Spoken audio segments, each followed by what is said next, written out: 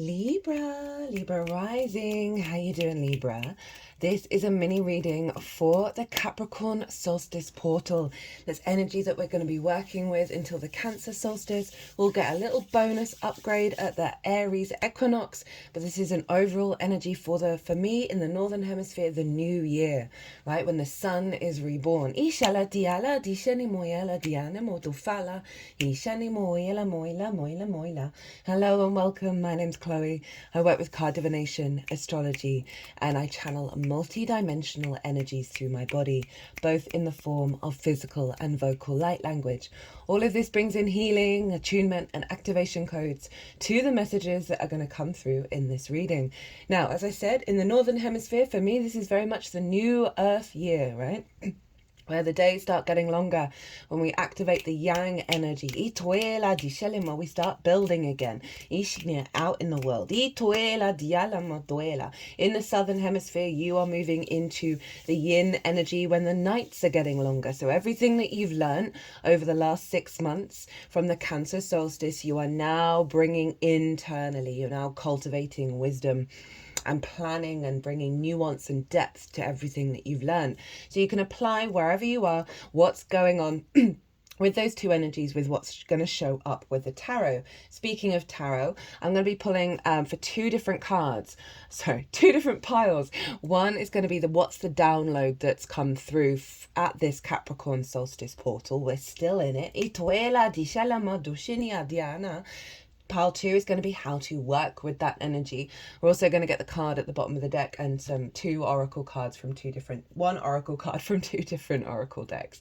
I've done a two-part series on this where I've broken down in part 1 the astrology of the exact moment the sun moved into the sign of Capricorn, and really broken all that energy down, and that forms a harmonic blueprint that we're then working with.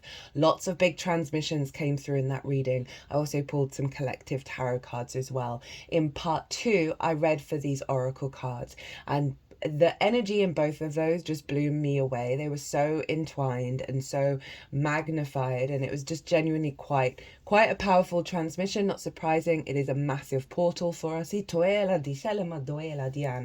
you want a deeper understanding of what's showing up in this short little reading, go check out that 2-part series and then come back and watch this. Now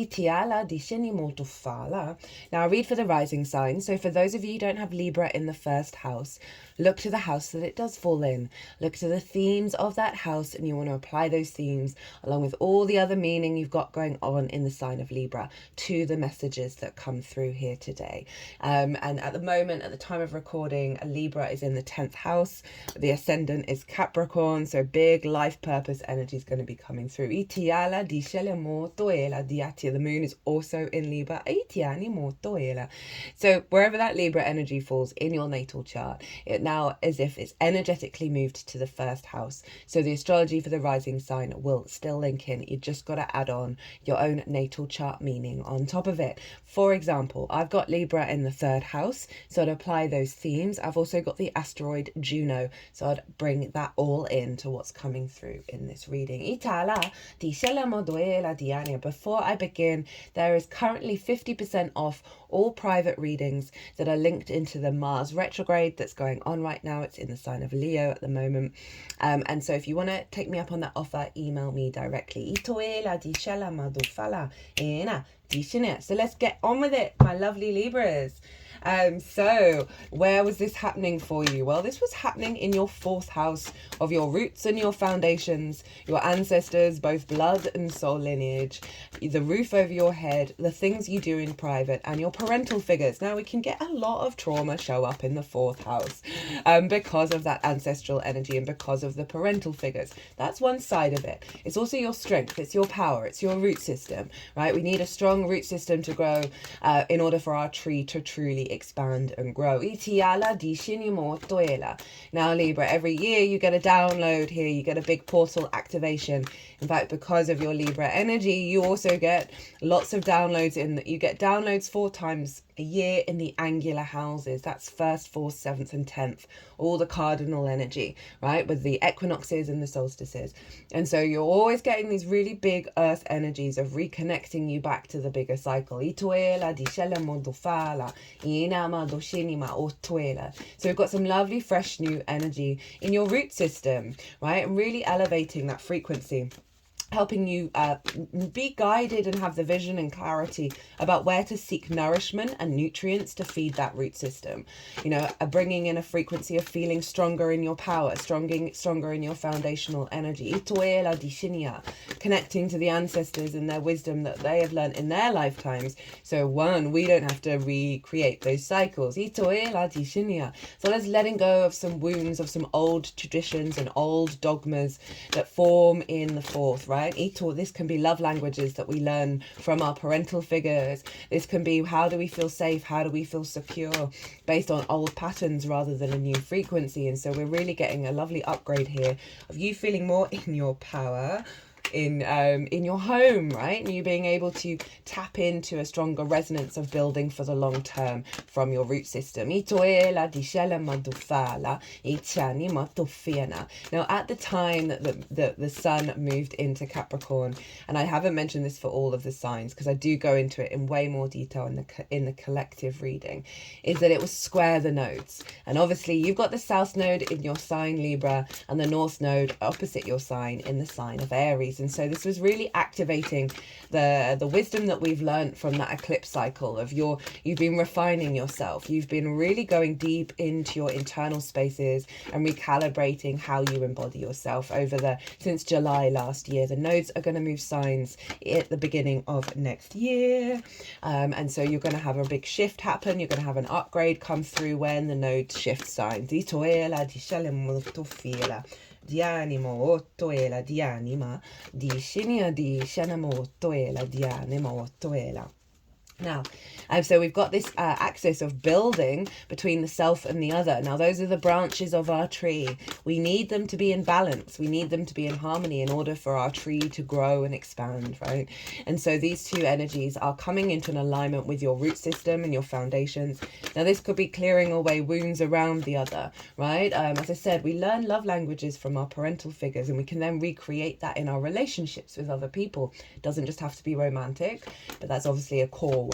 And so with this square of this new energy coming in, it's taking you out of those limiting spaces and those limiting beliefs and those unconscious responses that we then recreate out in the world and govern us at our root system. Ooh, okay. Itinima, dishinimo oto inima, dianima oto inima, dishinimo oto fala. And so, yeah, we're activating building from a stronger frequency that's going to serve your longer term goals around those things.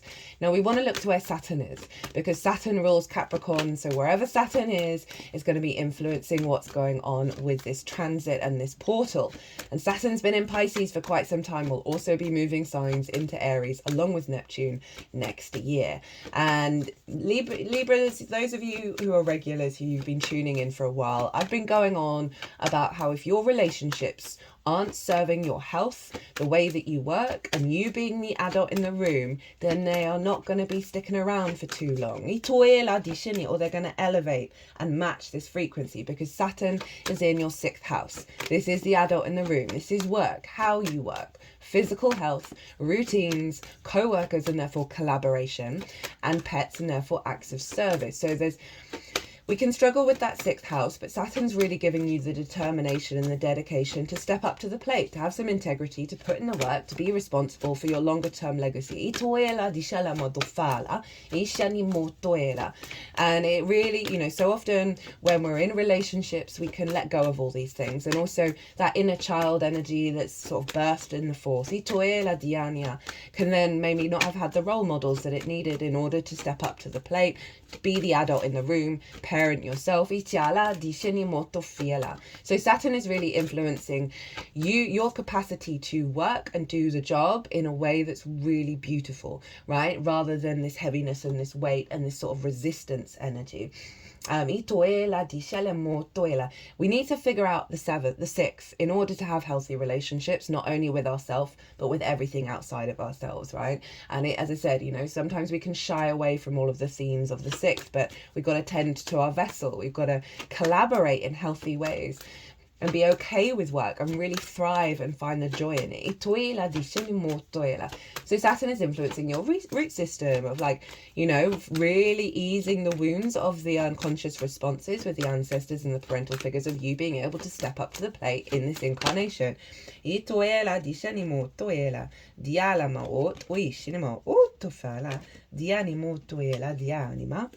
Dishini. So you got the power to do the things that you need to do to establish strong and healthy relationships in order to establish strong and healthy root system for you to grow and prioritize yourself, Libra, in a way that's healthy and that is also open to co-creation with those who respect that.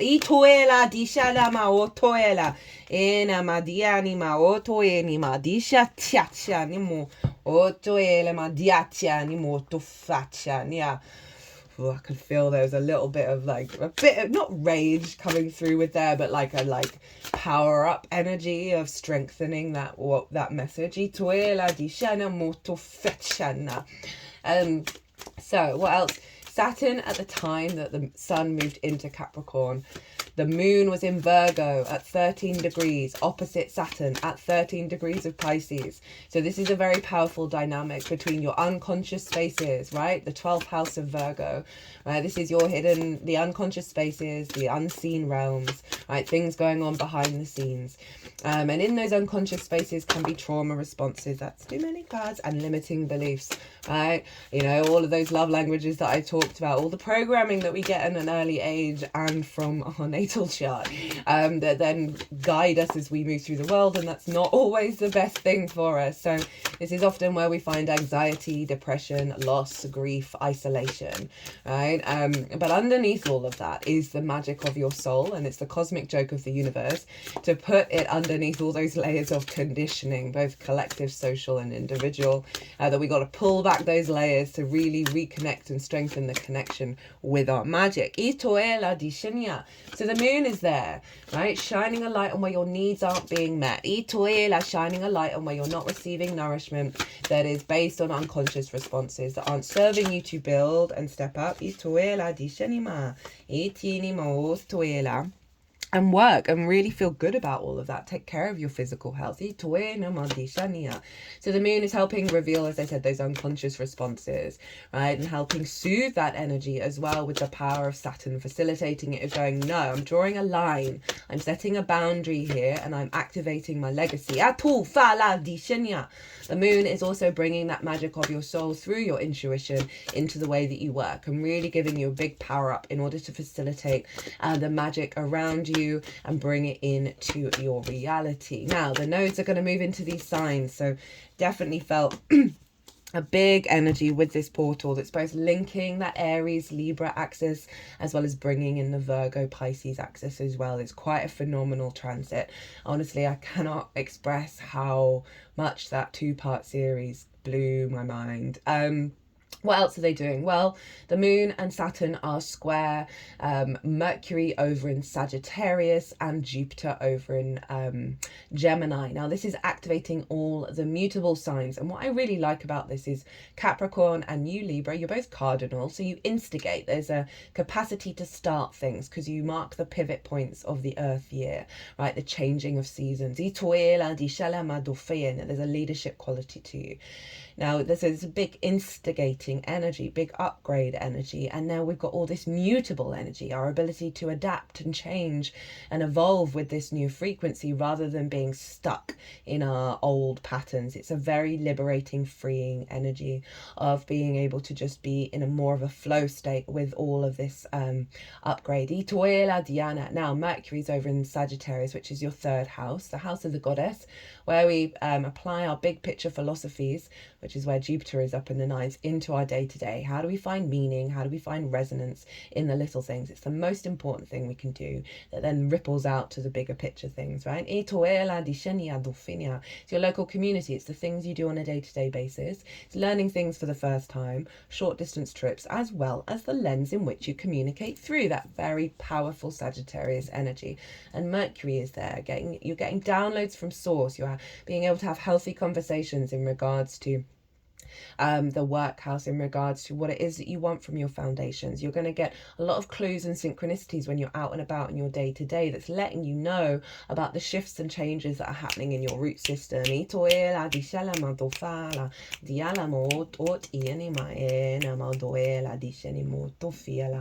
deeper resonance of meaning, because Saturn is strengthening your resolve in this incarnation. The moon is nourishing your unconscious spaces and bringing that magic up. So there's a real sense of bringing in more joy in the way that you communicate, in the way that you're experiencing meaning in the day-to-day, perceiving your day-to-day in a different way, a different frequency, rather than being contained by, oh, that happened before, therefore it's going to happen again. We're getting out of that mindset. We have Jupiter up in Gemini over in the ninth house, the house of the gods. Our big picture perspectives, our philosophies, our morals, our ethics, our connection to book, religion, source, nature, science, all the matrices that are bigger than you that you're figuring out and you also know that you're a part of. Like, how do you think about them? How would you like them to look? You know, it is all about perspective here. It's about mastering of something. It's also about going and living somewhere for a longish period of time that is unfamiliar to you in order to broaden your perspective. So for some of you, this may be about doing that and planning for that over the next 6 months. But Jupiter is up there really helping. I love Jupiter in the ninth. This is such a powerhouse of energy. If you haven't caught the Jupiter and Gemini transit series, I do recommend it. It's not going to happen for another 12 years, and we still got a good chunk of time with Jupiter being in that sign. You're recalibrating your perspectives at the moment, finding a deeper inner wisdom, right? Releasing some wounds and bonds from the unconscious realms that have blocked the way that you speak your truth.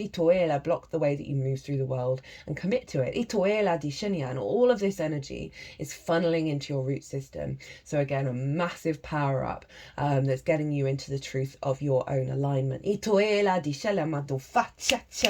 Now, Libra, let's get into it. The intention, the download of this portal for you is the Ten of Swords in reverse, the Hierophant, and we have the King of Pentacles, which was the first one out. When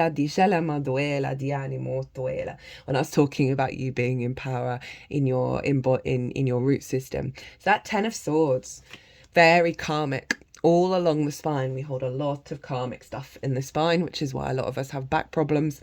And all these swords, there's a sense of a closing out of a cycle of feeling immobilized, right? Of feeling like you can't move around in the way that is true to your perspective, because swords do represent the thought processes, spells that have, through words that have been said to us in our early years, that then limit the way that we move through the world, right? You can see this is the distortion of your root system in terms of ideas, constructs, perspectives, from the parental figures that have then, there's certain energy of this sense of recreating those perspectives, even if you're consciously going, I don't agree with that. Because of our early years, we're imprinting everything that can still be at the depth of our unconscious.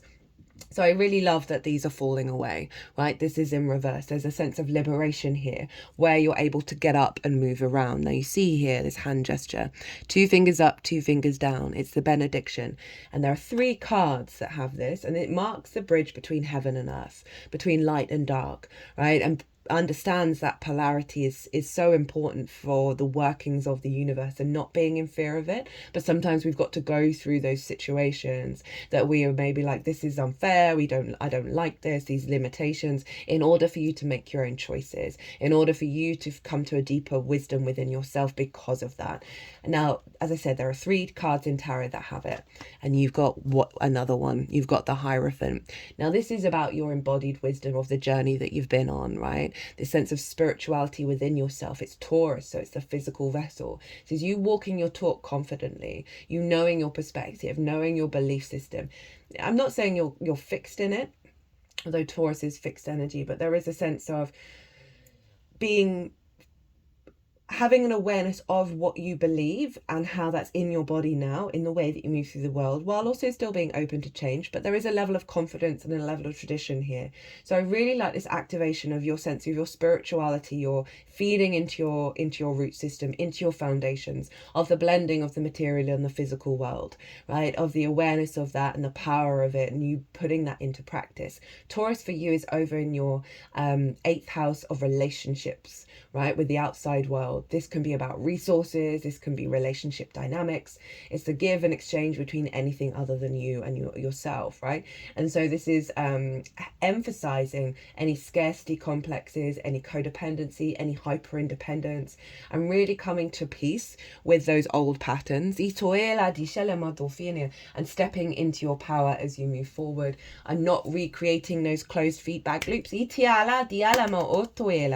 We then have the King of Pentacles, and I love this for the 4th house, right? This is the King of Pentacles started off its journey with the awareness that every act is an act of creation.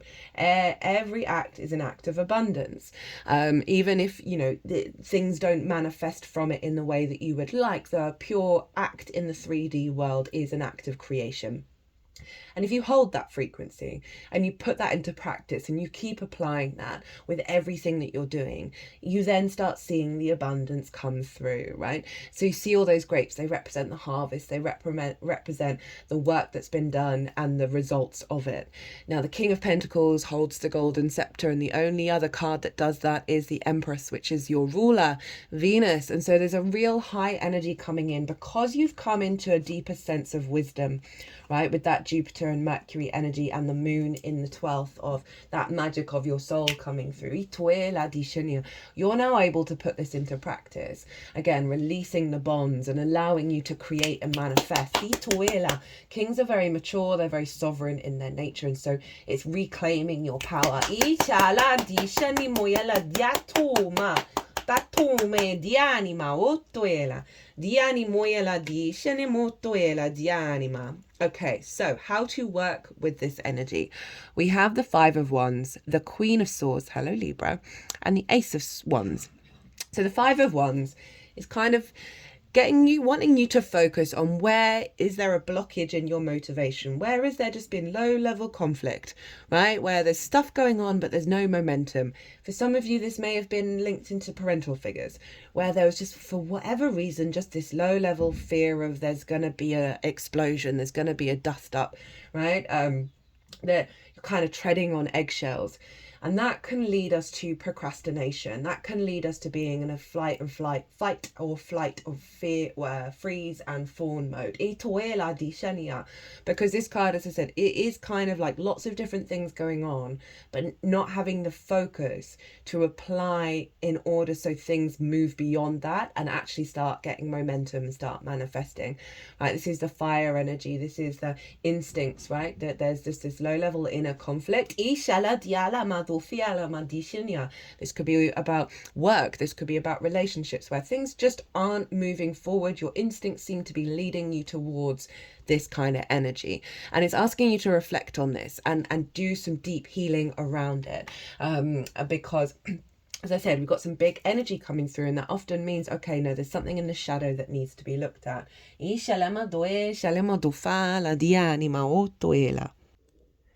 Hi Libra, I just had to pause for a second because I had a delivery arrive, and bringing resources to the home, so I thought that was quite appropriate. It's really just highlighting the support you're getting from Source and your ancestors and your guides, of that you have resources around you that are going to be activated in your root system, that is going to provide the support to help with this, right? It's not about falling into the fear and the worry around this. It's just observing, right? Because we got that Queen of Swords, which is one of your cards, Libra, and she knows she's been through some difficult times. times. She's over it though. She's over it. Her head is above the clouds. Her hand is open to receive. She's cultivating this new perspective, having been through those difficult times, but with the awareness, oh, no. I can see clearly now. I'm getting downloads from the bird through the crown chakra. So really high vibrational energy in the way that you're perceiving your reality is coming through. Again, yin energy. So it is calling you to be in an observer state of where there's been blockages, while holding space for the energy that you are in a different frequency now. And sometimes it's about understanding and drawing a line under in the sand and letting those old patterns go. You might want to do some meditation, focusing, I mean, actually that's the soul star plexus that bird's on. It's a bit higher than the crown, of getting of opening up that space and your crown chakra to receive what the soul star plexus is trying to send to you from your guides, from your support team. You're going to get a lot of downloads when you're in that space. You might want to also do sort of a meditation or whatever it is of clearing out those cloud energies in the body, right? Clearing out that 5 of Wands, that conflict energy, and allowing it to sort of flow through that sword and be released to source, and sort of letting it go, because we then got the Ace of Wands, and this is saying new instincts, right? Not that 5 of Wands anymore. This is what's being cultivated, right? This sense of fresh energy coming in around your instincts, that is allowing you to, as I say, to build your passions, your drive, your creativity. It's a very fertile energy that's here.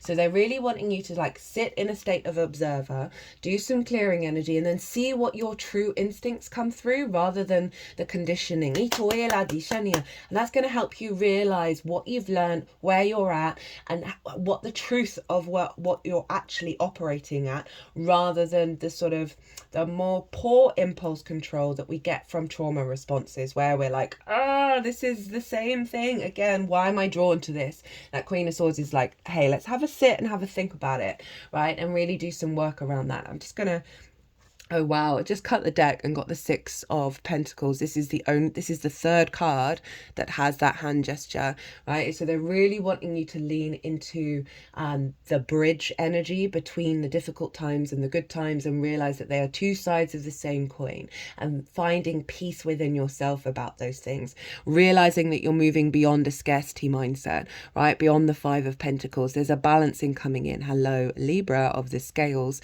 right? That you are in receipt of this new frequency. It's not passed you by, it is here. And I think they really wanted to confirm that, so you can trust in this process. We've got the 8 of Swords in reverse at the bottom of the deck, and this is the Jupiter energy. This is in fact Jupiter in Gemini, and in the upright, this is always lets us know that there is illusions around us, and that there are perspectives that have kept us caged in and helped us on our journey of breaking free, but it's in the reverse. And so it's saying that this overall transit is helping, is setting you free, basically, and into that King of Pentacles, which I'm here for. I'm just thinking about that 6 of Pentacles when I cut the deck, in terms of reciprocity, of being open to receive. That Queen of Swords is open to receive. Right, so often we can get stuck in what has happened in the past and expecting that to show up. We're open to receive, and that was actually one of the big transmissions that came through in part 1. We're open to receive. Our vessels are very open right now to receive this new frequency, this new dynamic that we're operating on, and we've just got to create space for it, basically. Also things around worth and value. Right, sometimes that can really block, even though we think we consciously we're worthy of love, we're worthy to receive. There can be wounds they're just doing weird things with the back of my head now. There can be blocks in that root system, and you might want to do some work around that, of releasing those wounds and giving yourself unconditional love, basically. Okay, the oracle cards. First up we have from from the Shaman's Dream Oracle. All the decks that I use are in the description box, by the way. And we have lay of the land, ancestral wisdom, you know, very appropriate. 1 for the 4th house and 2 for Capricorn energy, because we've got that massive mountain. And right, this is you really in your power. And it's tapping into the support from the ancestors, right? They understand we're here, we incarnate, we help heal the past timelines. And we are also provided with support from them and the wisdom. And they're always here, they're always with us, looking down and really supporting you, even if we sometimes don't feel like that. So this is a really confirmation of your ancestors have got your back. They are grounding you, they are supporting you as you let go of some old wounds. Past lessons, being well informed, ancestral wisdom. There are times when you're meant to discover and explore new terrain in your life, even to be part of a wave of change. This is one of those times, and what you're contemplating is perhaps new to you, but others have laid well-worn paths and left wisdom for you to rely and reflect on. So this is tuning into all the ancestors who've gone through similar jumps in their reality, right? And what they learned and the practices that they understood needed to be put in place in order to fully integrate and embody it, right? And you're getting a lot of wisdom and a lot of support. So when you're in a state in your home, right, in a state of stillness, in a state of contemplation, that may be in the bath, that may be while you're doing the washing up, it doesn't have to be sitting and meditating, whatever's natural for you. I definitely feel a lot of ancestral support, a lot of ideas, sudden ideas come through, that's going to help you with this process. This is so you have a better understanding of the potentials and possible pitfalls on your journey. When you know the lay of the land, you are better able to fully experience what is being offered to you. This is a wonderful time to seek a mentor or good advice from an expert or elder. That way you'll be able to meet life's opportunities and challenges well informed. Knowing you have a map, now you can be curious about what else is here. That's that Jupiter energy of really allowing you to break out of old conventions in terms of how you perceive the world and allow more space for new possibilities, new curious pathways to open up for you. Here is a path that promises success in all areas. Where others before you have dared to tread, you will discover the treasure they have left behind for you to make your own. That's some really lovely energy. Okay, next up, which I feel is very on the money. This is from Rainbow Brainskull. It is your own responsibility to expand instead of just contracting. Many will try to convince you to stay small, but very few will encourage you to grow. Only you are in charge of becoming big. Are you really doing what you want, or are you keeping yourself small? That is some really good wisdom to take on board. That it is to do with us. No one else can really help us, right?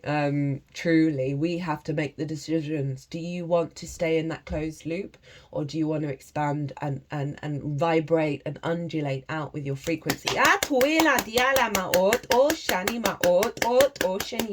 And you got a lot of power behind you, Libra.